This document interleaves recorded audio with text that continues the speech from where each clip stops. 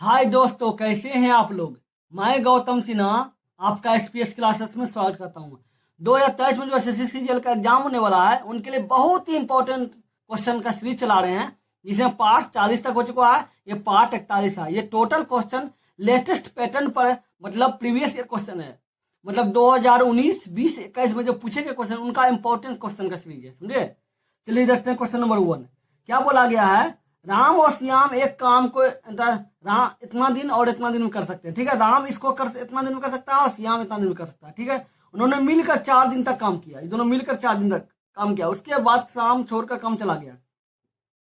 4 दिन काम करने के बाद राम जो काम को छोड़ दिया, उसका शेष काम जो बचा वो श्याम कितना दिन में करेगा, ये पूछ रहा है। ठीक है, तो पहले बताइए, राम जो है कोई काम को कितना दिन में कर रहा है, इसका इतना दिन में, तो छोटी 18 2 20, 20 से बटे 3 दिन में कर रहा है, ये हो रहा है। तो राम जो है इतना दिन में टोटल काम कर रहा है। तो राम जो एक दिन में, सबका पहले एक दिन निकालिए, एक दिन में कितना काम करेगा, 3/20। इसका मतलब उल्टा कर दिए, इसका मतलब 20 का तीसरा भाग करेगा एक दिन में।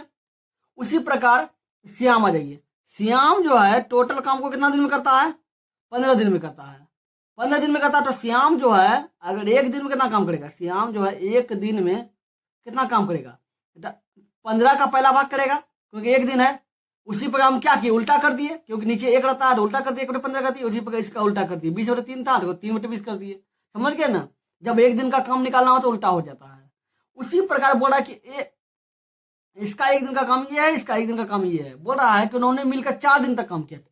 तो राम और श्याम का, राम और श्याम, श्याम श्याम है ना, राम और श्याम का 4 दिन का काम, 4 दिन का काम, 4 दिन का काम क्या हो जाएगा। राम का काम एक दिन का काम, एक दिन का काम कितना है, 3/20 है, 3/20 है। और श्याम का एक दिन का काम क्या है, 1/15 है, ये 15 है। तो ये आपका एक दिन का काम है। ठीक है, अब 4 से गुना कर दिए तो 4 दिन का काम हो गया। ठीक है, ये दोनों लोग तुम क्या हो, 60 होगा, 20 3 60, 3 हो गया, 3 3 9, 15 चौक 60, 4 हुआ, 4 गुना 1 4 गुना 4। ठीक है, काटिए 15। ठीक है, 9 4 13, 13/15। ये जो है 4 दिन में 13/15 काम किया। तो शेष कितना बचा, टोटल काम एक होता है, एक में 13/15 घटा दीजिए तो क्या हो जाएगा, ये 15 हो जाएगा। 15 में 13 गया 2, तो कितना हो जाएगा, 2/15। तो शेष काम कितना बचा, 2/15। अब 2/15 तो शेष काम बचा ये। ठीक है, लेकिन वही काम को, शेष काम को बचे श्याम कितना दिन में करेगा। तो श्याम का क्षमता कितना है, श्याम का क्षमता 15 दिन है, तो इसको 15 से गुना कर दीजिए, तो ये कट जाएगा 15/15। तो इसका आंसर 2 हो जाएगा। इसका मतलब शेष काम जो बचेगा वो 2 दिन में पूरा होगा। कितना दिन में पूरा होगा, 2 दिन में पूरा होगा। समझ गए। चलिए देखते हैं क्वेश्चन नंबर 2।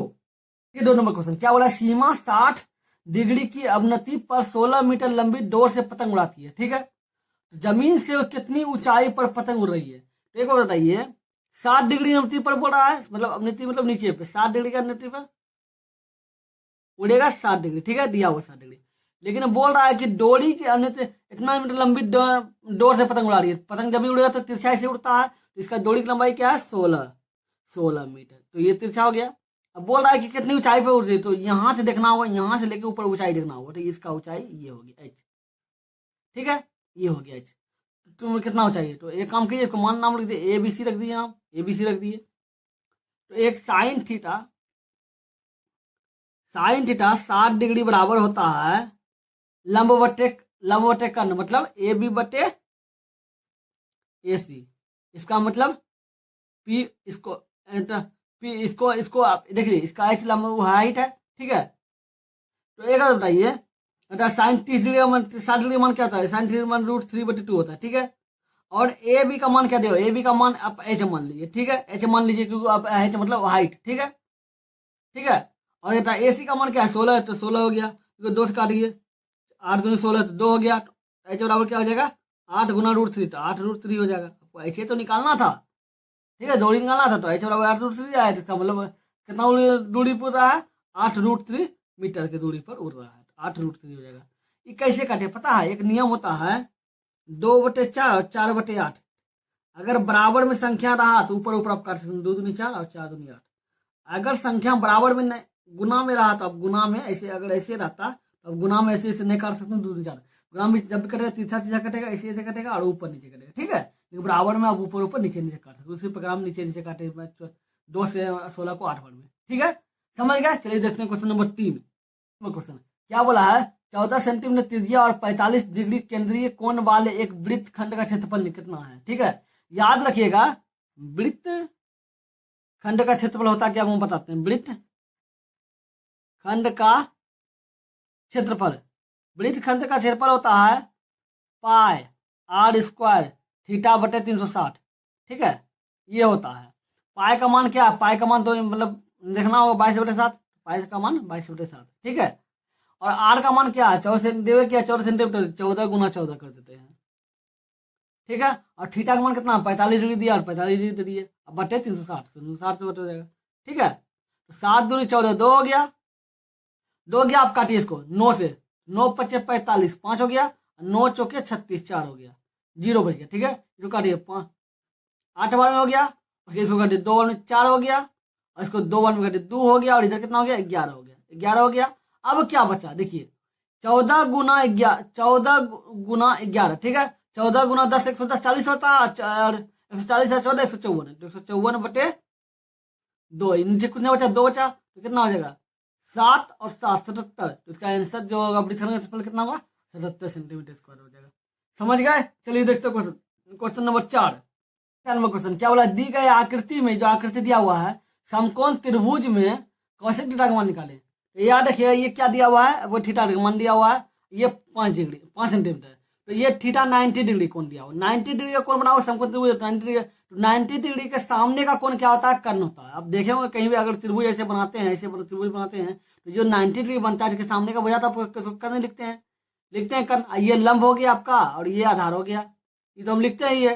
तो इसमें देख लीजिए, इसमें लंब और आधार दोनों एक समान है, ये हो ये लंब हो, ये लंब है ये आधार है, या ये लंब है ये आधार है, कोई मतलब तो टेंशन नहीं लेना है, लेकिन हमको पता ये करना है, ठीक है।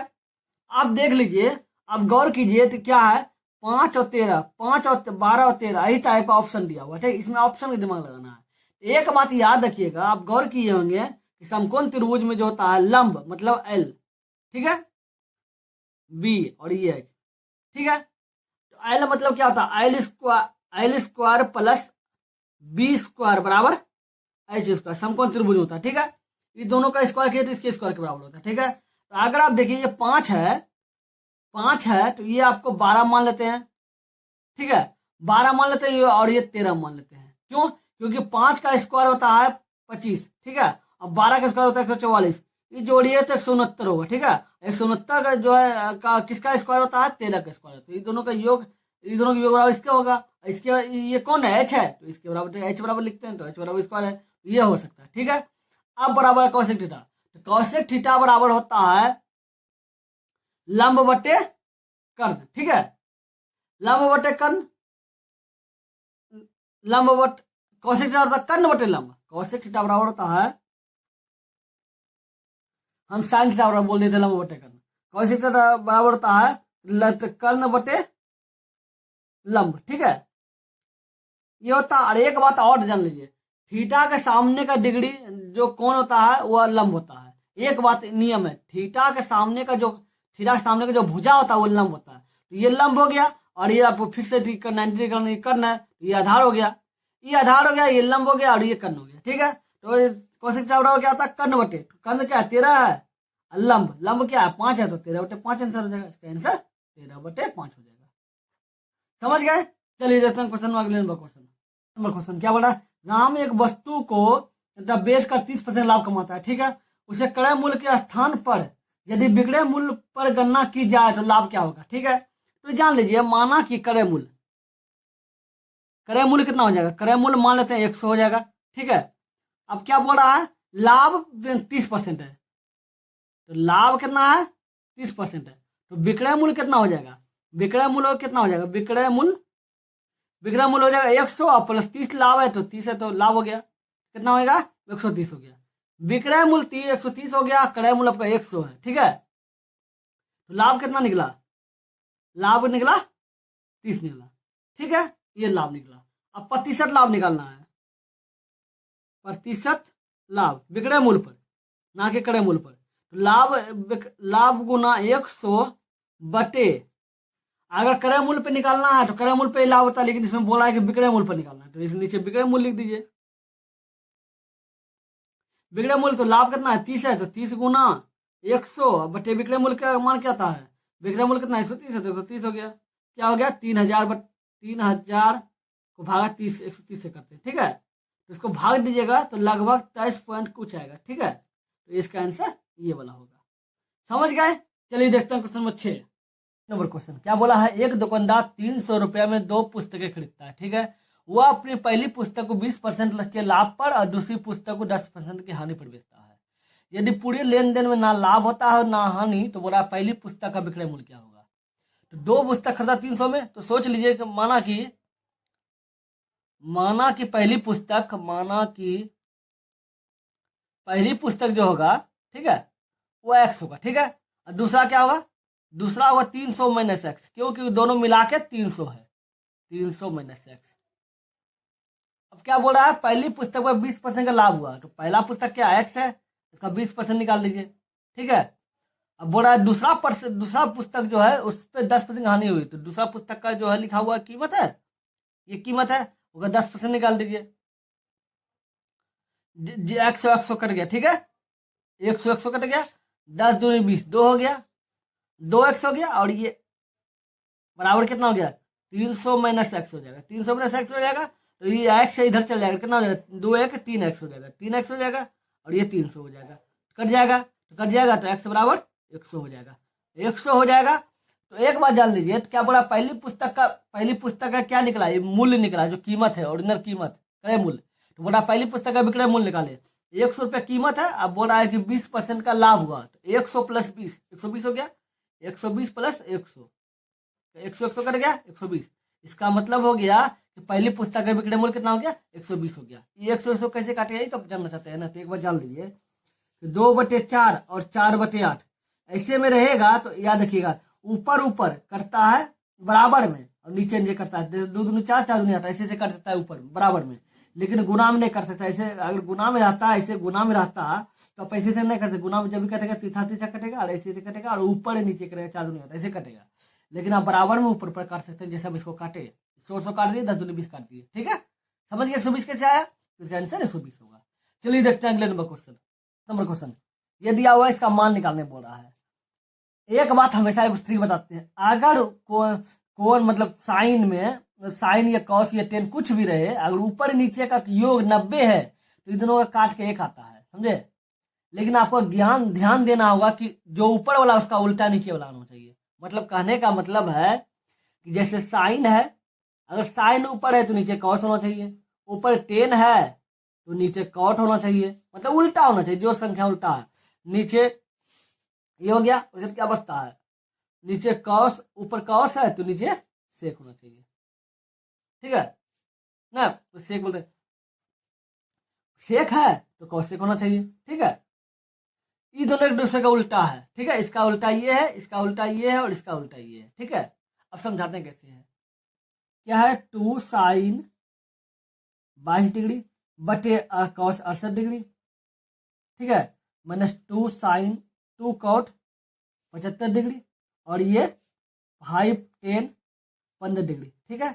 और ये रहने दीजिए, इस तरह आगे हम समझाते हैं, पहले करके आपको समझाते हैं। क्या है साइन है, अगर साइन 22 है, ठीक है, 22 है तो ऐसे लिख सकते हैं, साइन 90 माइनस 68 ऐसे लिख सकते हैं ना। तो इस 90 में 68 के 22 बचा। एक सूत्र होता है sine minus theta, sine 90 minus theta बराबर क्या होता है कॉस थीटा।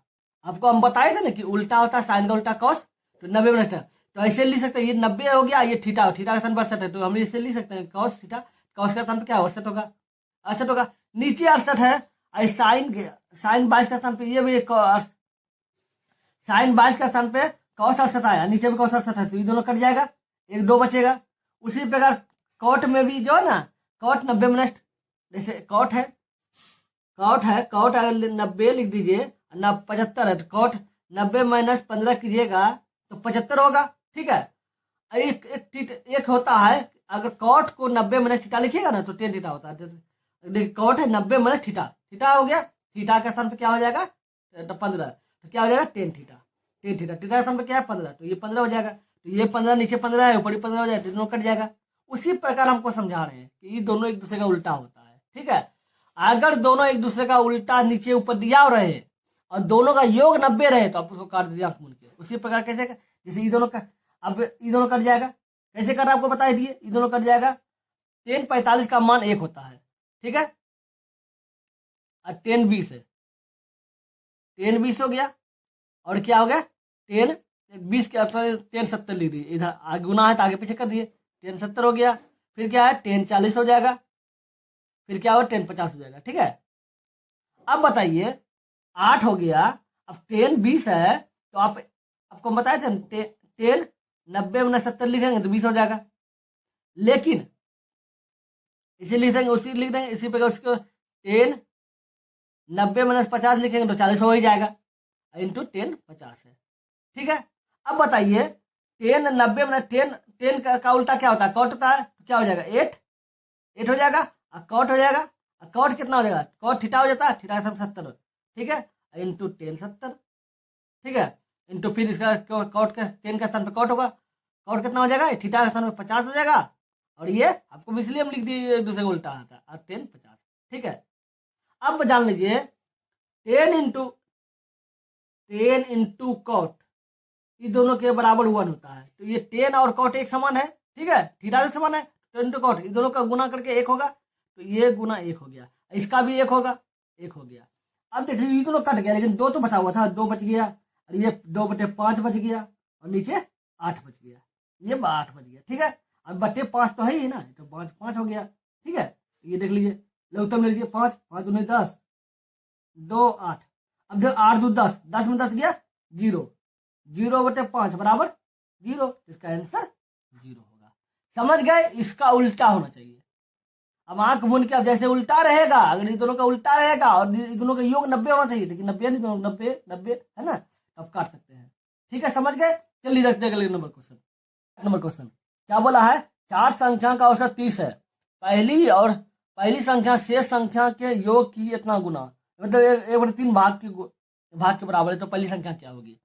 मान लेते हैं संख्या क्या हो सकता है, ए बी सी डी, यही 4 संख्या मान लेते हैं, ठीक है।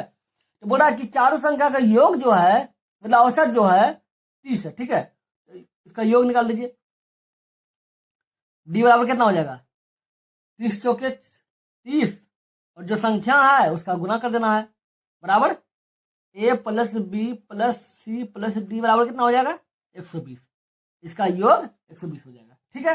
अब क्या बोल रहा है, पहली संख्या जो है शेष संख्या के योग कितना गुना, पहली संख्या क्या है, ए है, शेष संख्या क्या बता, B plus C plus D का योग का 1/3 के बराबर है, 1/3 के बराबर है, ठीक है, कर दिए। तो इससे इसको गुना हो जाएगा, 3 हो जाएगा, 3 बराबर क्या हो जाएगा B plus C plus D, ये हो जाएगा, ठीक है। अब इस पे बैठा दिए मान, इस पे बैठा दिए मान, ठीक है।